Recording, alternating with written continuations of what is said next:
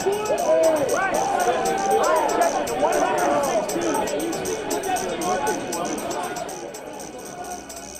everybody, this is Ellman, the blue collar investor, with today's covered call writing question of the day. And today's question comes from Lee, who has an investment strategy to propose. Lee writes, Hi Alan, I've been trading for almost 20 years. I just recently learned about covered call and put writing. My only issue is with a strategy I have that I can't see how I could lose. I hope you could tell me what I'm missing before I try to start.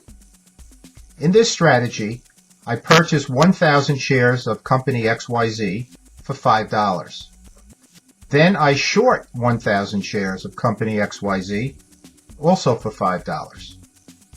Then I write a covered call of the $5 strike price, 10 contracts at 50 cents for $500 cash. Outside of the company going bankrupt in the month that I hold it, how can I lose? Well, Lee, first let me tell you how much I admire our members who think outside of the box. That's basically how I got started when I started learning the strategy of covered call writing. I figured out ways that I could develop to improve and enhance the strategy.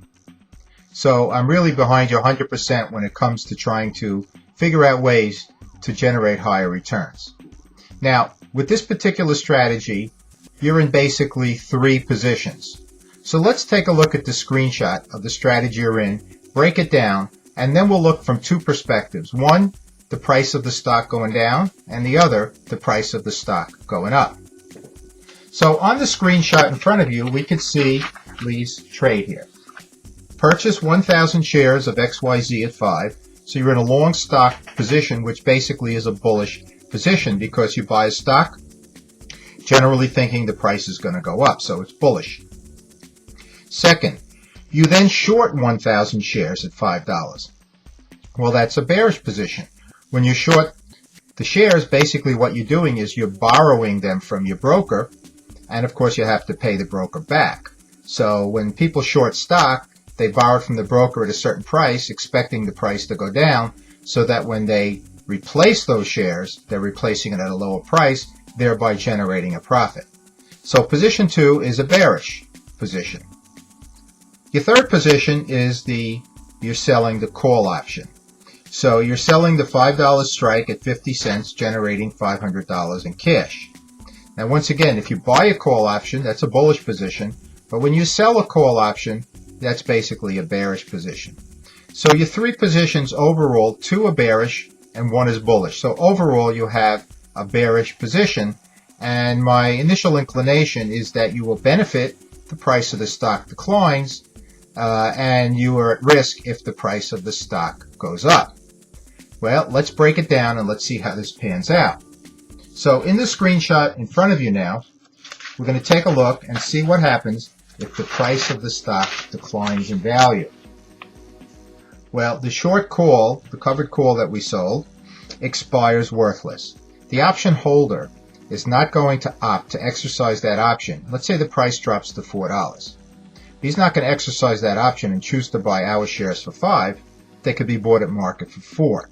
So the option expires worthless. We keep the $500 cash, and the short and long stock positions will cancel each other out. Because on the long side, the price declines to $4, you're losing $1 or $1,000. But the short position, you benefit $1,000 because you can buy back the shares at $4, repay the broker on the shares that you sold at $5. So that's a wash minus commissions. So all in all, if the price of the stock declines, you win with this particular trade. And that's basically the intuition I had, when I saw that you were in 2 bearish positions and 1 bullish position. All right, so let's next take a look at what happens if the price of the stock goes up. And here's where I do have some concern regarding this trade. Well, if the price of the stock goes up, you know that the option is going to be exercised. The only way to avoid that would be to buy back the option. Now, if the strike price is more than 50 cents in the money, we're going to lose money on the option side. Because as you know, the option premium consists of intrinsic value plus time value. Well, if the strike is more than 50 cents in the money, the intrinsic value will be more than 50 cents, and there may even be a time value component as well. So all in all, you're going to lose money on the option side if you buy back the option. If you do not buy back the option, it will be exercised and your shares will be sold for $5, the amount you paid for it. So that's a wash. However, and here's the problem, we're still short 1,000 shares.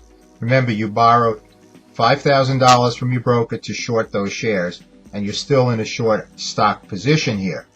Now, if the price is greater than $5.50, you're going to start to lose money because we generated 50 cents from the sale of the option. So any price amount above $5.50, you start to lose money. And of course, technically, that price could be up to infinity. So you are at great risk because of the short stock position. So in essence, the risk is in the share price rising dramatically, which it can, and that's because we're in 2 short positions and 1 long position. So overall, it's a high risk strategy. Now, I'm not here today to tell you that you shouldn't do this. What I am here today is to tell you that you should be aware of the risks involved and then decide if this strategy meets your personal risk tolerance. If it does, you may want to proceed with the strategy. If it doesn't, then you don't want to proceed with the strategy. But it is very, very different from traditional covered call writing. So Lee, once again, you have my admiration for trying to figure out a new strategy. And again, it may be the right strategy for some investors with high risk tolerance, but it is very, very different from covered call writing. Thanks again for that question.